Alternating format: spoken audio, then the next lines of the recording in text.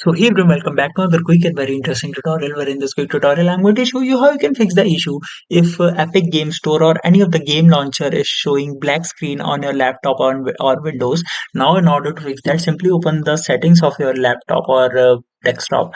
Now here, click on this option of apps right there, and here click on this option of installed apps. Now here you will find a list of all the apps that are installed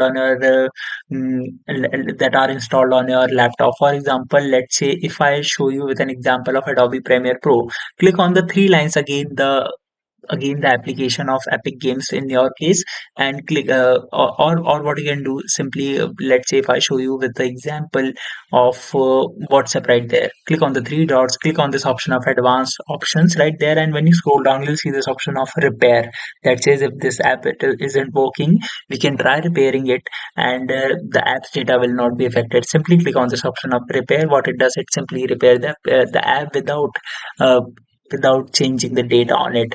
Alright, so that's it for this tutorial. I hope this video will be helpful for you. Make sure to hit the like button and subscribe button for more such helpful and interesting tutorials. See you in the next one. Take care.